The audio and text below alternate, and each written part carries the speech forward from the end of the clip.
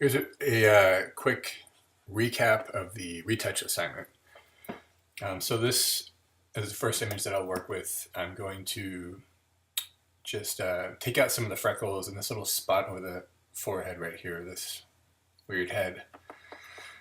So I'm using the healing brush tool to start with. I'm going to make a new layer.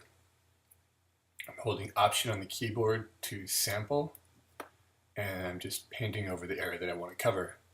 When I release or let go of the mouse or unclick or whatever it is that you're doing, it will blend together. So I'll do it again on this side this time. Cover one of these freckles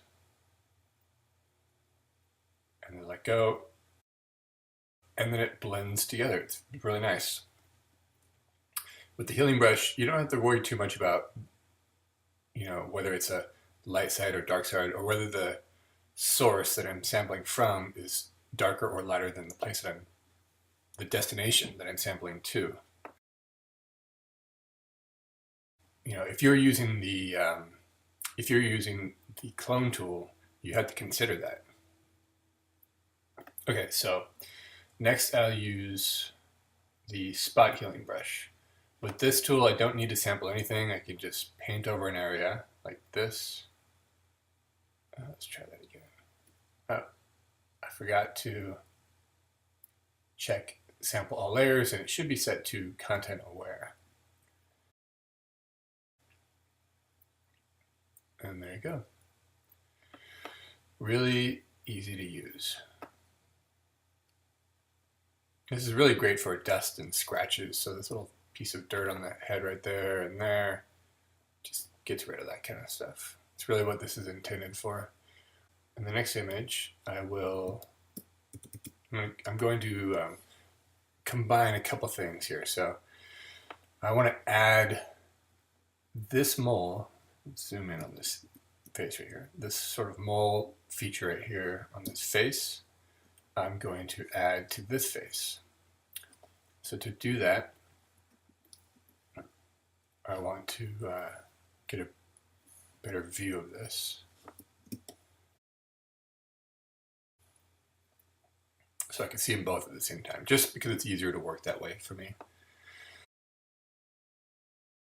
First, I'm going to use the healing brush, and I'm going to hold Option and sample the area that I want to copy over here, and then I'm going to go into this image and paint it in. For some reason, I'm going to make my brush a little bit bigger so I can see it better, and I'm just painting it in, or healing it in.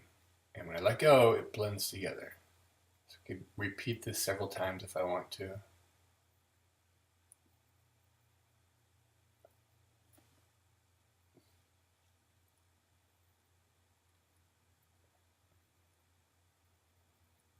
Just like that.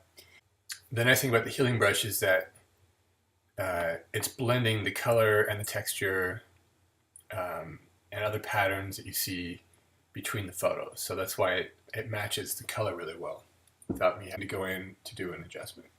Okay, so that's how I can add something to a face. Now let's combine faces.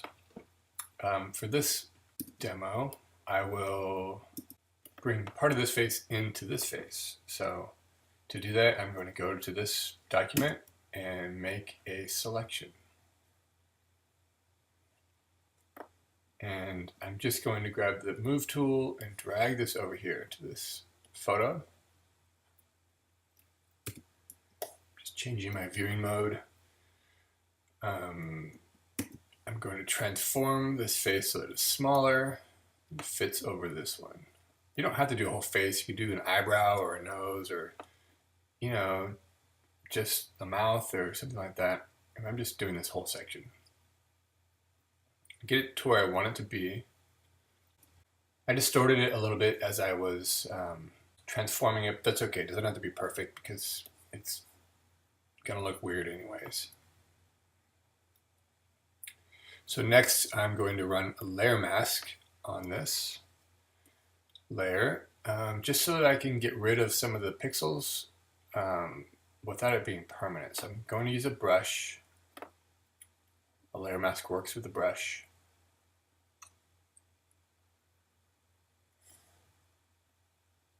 And I'll use a softer eraser.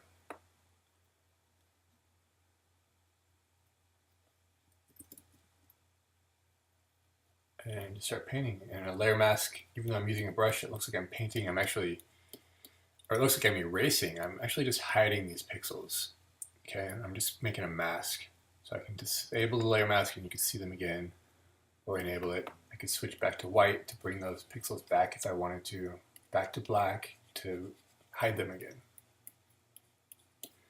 Using a soft eraser helps in a face because we don't want to see a hard edge like that.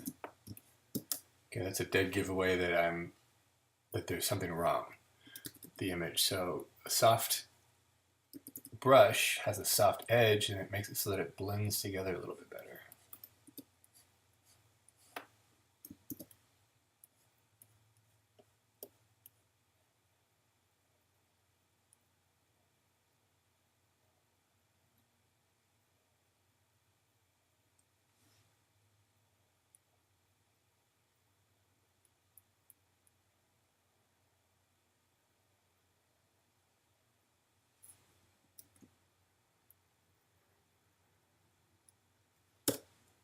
I just transformed it so that the proportions would fit a little bit better. And now the face is pretty much fitting. The only thing we're really seeing is maybe some edges that aren't blending perfectly, but also, we're mostly seeing the color. So you want to make sure you match the color from one photo to another. To do that, I like to use an adjustment. So I go to adjustments and then choose one. But you want to make sure that you're not on the mask. So I have to switch from the mask back to the layer. So I click on the layer here or in the little picture here to get on the layer. And you can tell the difference because there's little corners on these squares.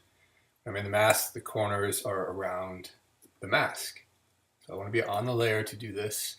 I go to Adjustment, Image Adjustments, and I'll just start with Color Balance. It's a little pink, so I'm going to go away from magenta. I'm going to go towards yellow and orange because this face looks kind of yellowish orange.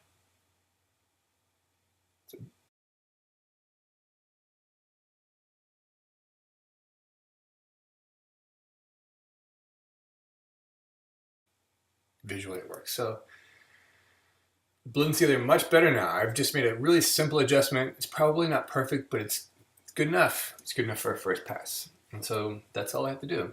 And I'm done.